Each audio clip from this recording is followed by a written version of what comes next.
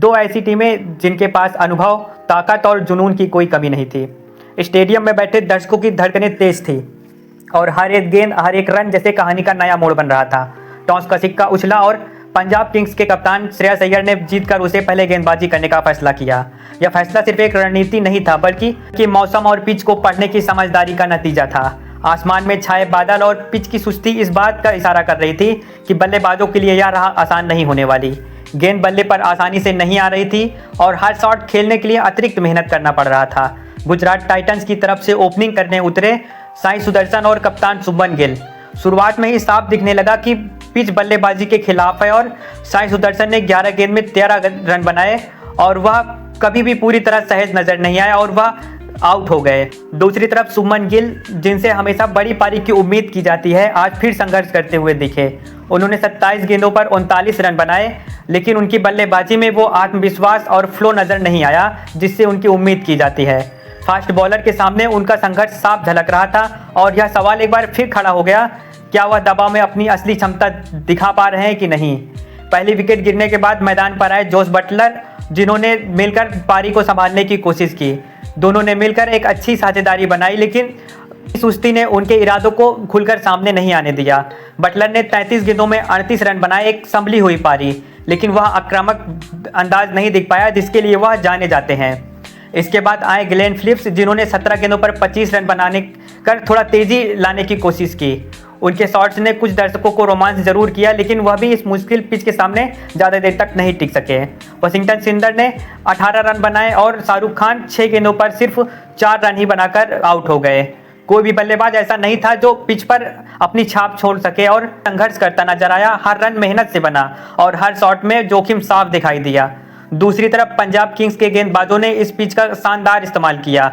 उन्होंने न सिर्फ सही लाइन लेंथ रखी, बल्कि बल्लेबाजों को बांध कर रखने की कला भी बखूबी निभाई। मार्को जंक्सन ने अपने 4 ओवर में सिर्फ 20 रन देकर 1 विकेट हासिल किया और उनकी गेंदबाजी में गति और सटीकता दोनों का शानदार मिश्रण था। विजय कुमार ने जैसे कहर ही बरसा दिया। 4 ओवर में 34 रन देकर 3 महत्वपूर्ण विकेट अपने नाम किए और गुजरात की पारी की कमर तोड़ दी।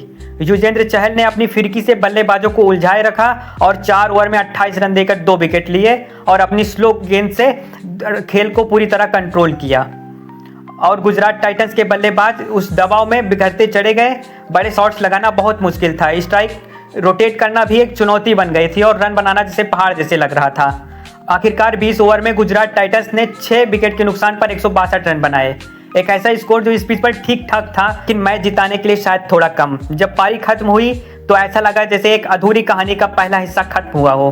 अब बारी थी पंजाब किंग्स की, जिनके सामने 163 रन का लक्ष्य था। यह लक्ष्य कागज पर आसान जरूर लग रहा था, लेकिन मौसम, पिच और गुजरात के गेंदबाजों को देखते हुए यह भी किसी परीक्षा से कम नहीं था। यह मैच सिर्फ रन और विकेट का खेल नहीं था, यह धैर्य, समझदारी और हालात के साथ खुद को ढालने की समझदारी थी।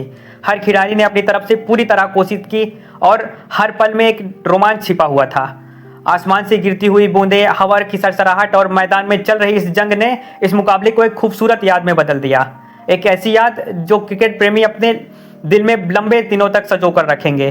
तेज हवाओं के बीच जब आसमान अभी भी बादल की चादर ओढ़े हुए था और हल्की हल्की बूंदें मैदान को छूकर जैसे इस मैदान में अपना रंग घोल रही थी, तब पंजाब किंग्स की ओपनिंग जोड़ी मैदान पर उतरी। दिलों में उम्मीद, आंखों में जीत का सपना और सामने 163 रनों का लक्ष्य, जो दिखने में भले आसान लगे, लेकिन हालात इसे एक इम्तिहान बना चुकी थी। स्टेडियम की हर सांस थमी हुई थी, हर नज़र पिच पर थमी हुई थी और हर दिल यही जानना चाहता था, क्या पंजाब इस चुनौती को पार कर पाएगी या गुजरात टाइटंस के गेंदबाज इस मैच को बदल देंगे। लेकिन शुरुआत में जैसे कहानी ने एक अलग ही मोड़ दे दिया। प्रियांश आर्या, जिनसे एक तेज आक्रामक शुरुआत की उम्मीद थी, वह 8 गेंदों पर सिर्फ 7 रन बनाकर पवेलियन लौट गए। एक ऐसा झटका जिसने पल भर के लिए पंजाब किंग्स के खेमे में सन्नाटा भर दिया और गुजरात टाइटंस के खिलाड़ियों के चेहरे पर उम्मीद की हल्की सी मुस्कान ला दी। ऐसा लगा जैसे मैच का पल्ला धीरे धीरे गुजरात की तरफ झुकने लगा है, जैसे उनके गेंदबाजी धीमी पिच और मौसम का पूरा फायदा उठाकर पंजाब को जकड़ने की कोशिश की। लेकिन क्रिकेट की यही खूबसूरती है, यहाँ हर पल कहानी बदलती है। हर नया खिलाड़ी एक नई उम्मीद लेकर आता है। तीसरे नंबर पर मैदान पर कदम रखा ऊपर कनौली ने और उनके आते ही जैसे मैच की रफ्तार बदल गई। प्रभु सिमरन सिंह जो पहले ही पिच पर मौजूद थे और उन्होंने कनौली के साथ मिलकर एक ऐसी साझेदारी की शुरुआत की जिसने न सिर्फ गुजरात टाइटंस के गेंदबाजों की लय बिगाड़ी, बल्कि पूरे मैच का रुख ही बदल दिया। शुरुआत में संभल कर खेलने के बाद दोनों खिलाड़ियों ने अब जैसे अपने इरादे साफ कर दिए। अब यह मैच सिर्फ खेला नहीं जाएगा बल्कि इसे जीता भी जाएगा, और वह भी पूरे अंदाजत के साथ। पावर प्ले के ओवरों में दोनों ही आक्रामकता का ऐसा रंग दिखाया कि गेंदबाजों के पास कोई जवाब ही नहीं था। हर ओवर के साथ रन तेजी से बढ़ते गए और मैदान के हर कोने में चौके और छक्के की गूंज सुनाई देने लगी।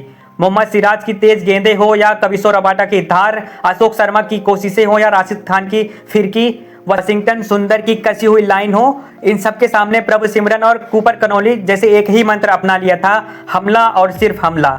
जैसे ही गेंद बल्ले से टकराती हवा को चीरते हुए बाउंड्री पार कर जाती और स्टेडियम में बैठा हर दर्शक उस लम्हे को जी उठता।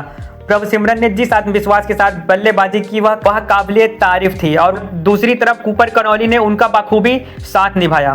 इन दोनों के बीच मात्र कुछ ही ओवर में 50 रनों की एक ऐतिहासिक और अटूट साझेदारी पूरी हो गई, जिसने गुजरात के गेंदबाजों के मनोबल का पूरी तरह से तोड़ दिया।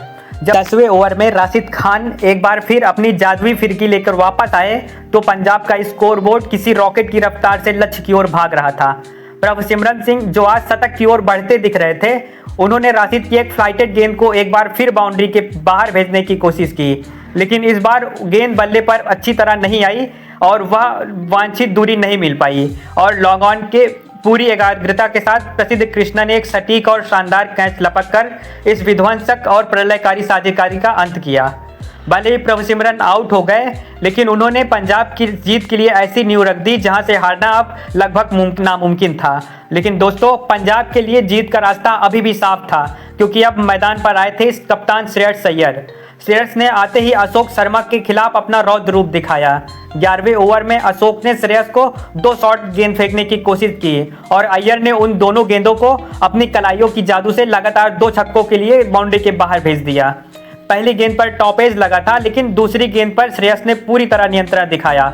12वें ओवर की अंतिम गेंद पर कूपर कॉलोनी ने एक बार फिर राशिद खान को निशाने पर लिया। उन्होंने राशिद की शॉट गेंद को भांपा और एक कड़क फुल शॉट खेलकर लॉग ऑन के ऊपर से छक्का जड़ा। 12 ओवर की समाप्ति के बाद पंजाब किंग्स का स्कोर 110/2 पहुंच चुका था। श्रेयस अय्यर 10 गेंदों पर 18 रन बनाकर खेल रहे थे, जबकि कूपर कनौली 30 गेंदों पर 47 रनों की एक शानदार पारी खेलकर 8 शतक के करीब थे। पंजाब किंग्स को अब जीत के लिए अंतिम 48 गेंदों पर मात्र 53 रनों की दरकार थी। रामपुर की पिच पर अब पंजाब का पूरी तरह से कब्जा था और गुजरात के गेंदबाज विशेषकर राशिद और सिराज रनों के इस प्रवाह को रोकने के लिए बेबस नजर आ रहे थे।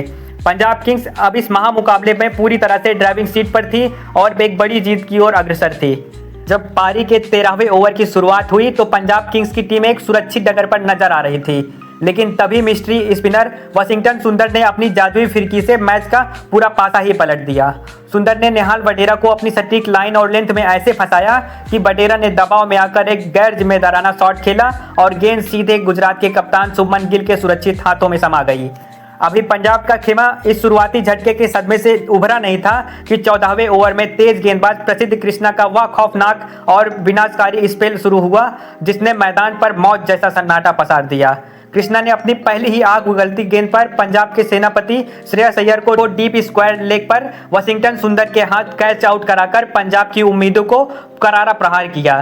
प्रसिद्ध कृष्णा यही नहीं रुके, उन्होंने इसी ओवर में अपनी प्रचंड रफ्तार से कोहराम मचाना जारी रखा और उन्होंने पहले पिछली रात के नायक रहे शशांक सिंह को जॉस बटलर के कप्तानों में कैद करवाया और फिर अगली ही गेंद पर अनुभवी मार्कर स्टोइनिस को 0 के स्कोर पर पवेलियन भेजकर पंजाब की गेंदबाजी की रीढ़ ही तोड़ दी।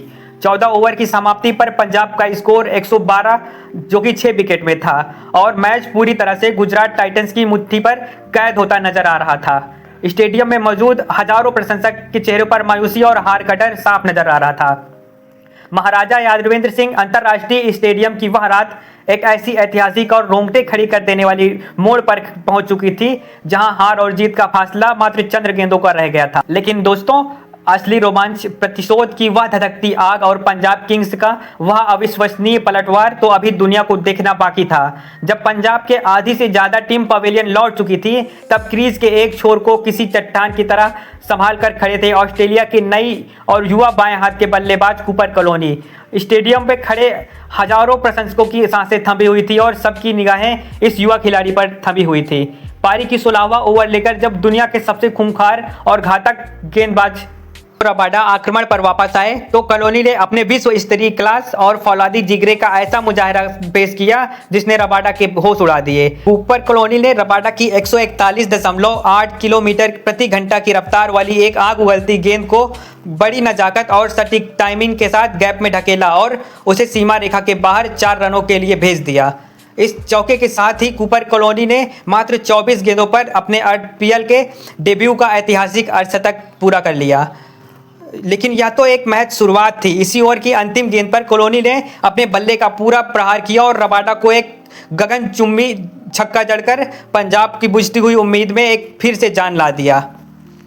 पूरा स्टेडियम कॉलोनी कॉलोनी के नारों से गूंज उठा और रोमांच का यह सिलसिला यही नहीं थमा। 17वें ओवर में दक्षिण अफ्रीका के लंबे कद के ऑलराउंडर मांगचो जॉनसन ने भी अपनी शारीरिक शक्ति का परिचय दिया। जॉनसन ने प्रसिद्ध कृष्णा की एक सटीक गेंद को भांपा और अपनी लंबी बाजुओं के इस्तेमाल से एक 82 मीटर लंबा गगनचुंबी छक्का मारा और मैच के समीकरण को जीत के और भी करीब ला खड़ा किया। अब ऐसा लग रहा था जैसे पंजाब यह मैच आसानी से निकाल लेगी।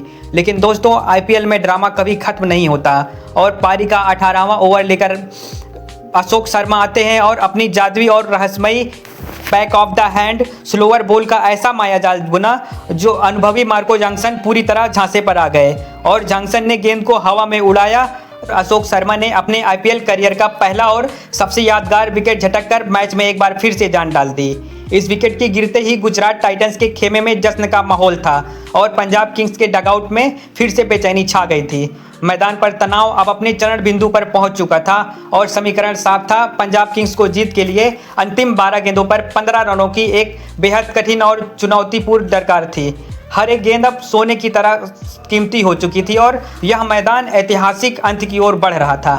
पारी का 19वां ओवर लेकर एक बार फिर प्रसिद्ध कृष्णा सामने आए, लेकिन कूपर कॉलोनी आज हार मारने के मूड में कतई नहीं थे। ओवर की पहली ही गेंद पर निचले क्रम के बल्लेबाज जेवियर बार्टलेट ने अपनी बाजुओं की शक्ति दिखाई और एक ऐसा निर्णायक छक्का जड़ा जिसने गुजरात के खिलाड़ियों के हौसले पस्त कर दिए। इसके तुरंत बाद कॉलोनी ने तीसरी गेंद पर अपनी कलात्मक कलाइयों का जादू दिखाते हुए एक शानदार चौका बटोरा और स्कोर को लगभग बराबरी पर खड़ा किया। अब पंजाब को अंतिम ओवर में जीत के लिए मात्र 4 ओवर की औपचारिक दरकार थी। 20वें ओवर की पहली ही गेंद पर वाशिंगटन सुंदर के खिलाफ कूपर कॉलोनी ने एक बार फिर अपनी मास्टर क्लास दिखाई और बेहतरीन चौका जड़कर पंजाब किंग्स को 3 विकेट से एक अविश्वसनीय और ऐतिहासिक जीत दिला दी। कूपर कॉलोनी 30 गेंदों पर 55 रनों की नाबाद, साहसी और मैच जिताऊ पारी खेलकर मुल्लामपुर के नए सुल्तान बनकर उभरे।